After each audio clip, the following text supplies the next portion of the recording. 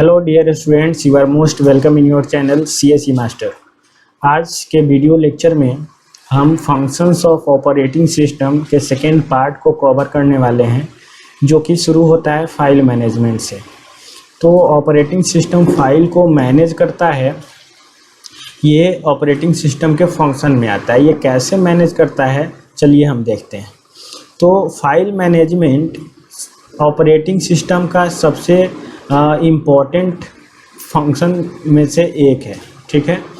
और operating system का एक इम्पॉर्टेंट कंपोनेंट फाइल भी होता है, ठीक है ना। अब कंप्यूटर किसी भी इंफॉर्मेशन को अपने अंदर स्टोर करके रखता है in the form of file, तो ज़रूरत पड़ती है उस फाइल को मैनेज करने, क्योंकि बहुत सारे इंफॉर्मेशन कंप्यूटर में पड़े होते हैं in the form of file, और सभी फाइल को मैनेज करना एक मैनेजमेंट का काम हो जाता है। तो इसको ऑपरेटिंग सिस्टम के द्वारा मैनेज किया जाता है। तो file management is one of the most important component of operating system. Computer can store information on several different types of physical media like magnetic tape, magnetic disk, optical disk etc, ठीक है। Computer में जो है file अलग अलग physical media के form में store किया जाता है। जैसे आप जानते हो मैग्नेटिक टेप है, मैग्नेटिक डिस्क है, ऑप्टिकल डिस्क है। अब देखिए, ऑपरेटिंग सिस्टम जो है फाइल मैनेजमेंट में अपना इम्पोर्टेंट रोल प्ले करता है बाय क्रिएटिंग और डिलीटिंग फाइल को क्रिएट करके और डिलीट करके, ऐसे ही डायरेक्टरीज को क्रिएट करके और डिलीट करके, और supportive primitive for manipulating files and directories. File और डायरेक्टरीज को भी मैनिपुलेट करता है operating system. Mapping file into secondary storage में फाइल को किस तरह से रखा जाए कि जो सेकेंडरी स्टोरेज का स्पेस है वो इफ़िशिएंटली फिल हो सके, इसको भी डिसाइड ऑपरेटिंग सिस्टम के द्वारा किया जाता है। Banking of file on a non volatile media, कोई नॉन वोलाटाइल मीडिया पर हमें फाइल का बैकअप लेना है, इन सारे काम को भी ऑपरेटिंग सिस्टम के द्वारा किया जाता है। अब next function of operating system है input output system management. Input output system management में हम जानेंगे कि operating system input output devices को मैनेज करता है, और जो भी इनपुट आउटपुट डिवाइसेस हैं, हार्डवेयर हैं, सिस्टम हैं, उसको ऑपरेटिंग सिस्टम किस पर्पस से ऑपरेट करता है। तो one of the purpose of operating system is to hide the peculiarities of specific hardware devices from the users, ठीक है। बहुत सारा हार्डवेयर डिवाइसेस हमारे कंप्यूटर के साथ अटैच होता है, और उस हार्डवेयर डिवाइस को कैसे मैनेज किया जाए ये ऑपरेटिंग सिस्टम के द्वारा किया जाता है। अब हार्डवेयर का बहुत सारा ऐसा इन्फॉर्मेशन है जो कि केवल सिस्टम के काम का है, यूज़र के काम का नहीं है। तो वैसे इंफॉर्मेशन को ऑपरेटिंग सिस्टम के द्वारा हाइड किया जाता है। आउटपुट इनपुट सब सिस्टम कंसिस्ट करता है एक जनरल डिवाइस ड्राइवर इंटरफेस, जो कि किसी खास हार्डवेयर डिवाइस को मैनेज करता है। Only the device driver knows the peculiarities of specific devices. केवल जो ड्राइवर्स होते हैं वही स्पेसिफिक हार्डवेयर के कुछ इंफॉर्मेशन को समझ पाते हैं, जो कि सिस्टम के लिए ज़रूरी है और यूज़र के लिए ज़रूरी नहीं है। तो इस तरह से input output system management operating system के द्वारा किया जाता है। Next one is and important one is secondary storage management. Secondary storage को भी ऑपरेटिंग सिस्टम मैनेज करता है। ये कैसे करता है इसको देखिए।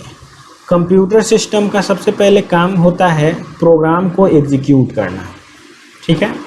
और ये प्रोग्राम फाइल के फॉर्म में सेकेंडरी स्टोरेज में स्टोर किए जाते हैं, ठीक है। तो सेकेंडरी स्टोरेज में स्टोर किए जाते हैं तो कोई 1, 2, 5 या 10 फाइल तो नहीं होंगे, हो सकता है थाउजेंड्स ऑफ फाइल हो, मिलियंस ऑफ प्रोग्राम्स हो, उनको ऑपरेटिंग सिस्टम मैनेज करेगा।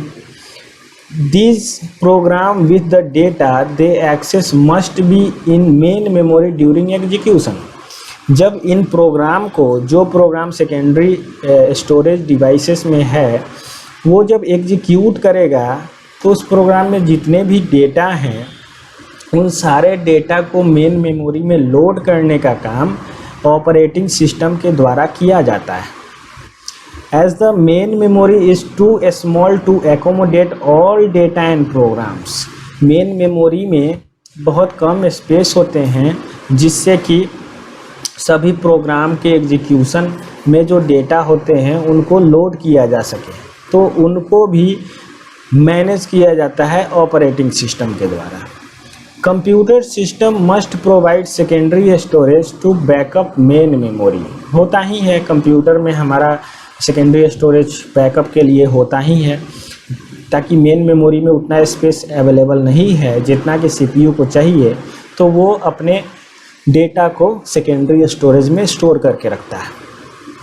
Most modern computer system are disk as storage medium to store data and program. अभी जो भी मॉडर्न कंप्यूटर सिस्टम है उनके पास एक सेकेंडरी मेमोरी के फॉर्म में स्टोरेज डिस्क होते हैं, स्टोरेज मीडियम्स होते हैं।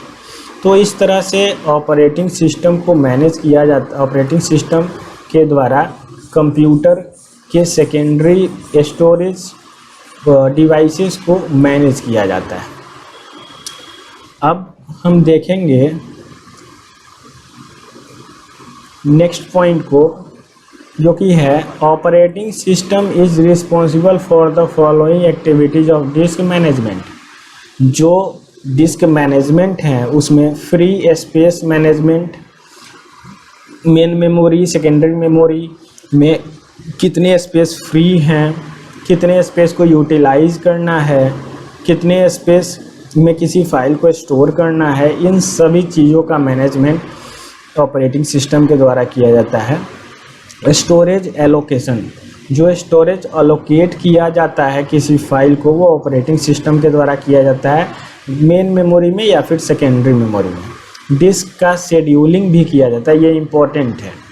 मेन मेमोरी में या सेकेंडरी मेमोरी में अलग अलग डिस्क में फाइल को, प्रोग्राम को सेव किया जाता है कंप्यूटर के द्वारा, और ये डिस्क शेड्यूलिंग के हेल्प से किया जाता है। अब देखिए operating system also manages networking. जितने भी नेटवर्किंग के प्रोसेसेस आपके कंप्यूटर में चल रहे होते हैं वो ऑपरेटिंग सिस्टम के द्वारा मैनेज किया जाता है। कंप्यूटर के प्रोटेक्शन और कंप्यूटर के सिक्योरिटी का काम भी ऑपरेटिंग के सिस्टम के द्वारा किया जाता है। इसके साथ साथ कमांड इंटरप्रिटेशन का काम भी ऑपरेटिंग सिस्टम के द्वारा किया जाता है। तो इस वीडियो लेक्चर में हमने देखा ऑपरेटिंग सिस्टम फंक्शंस को।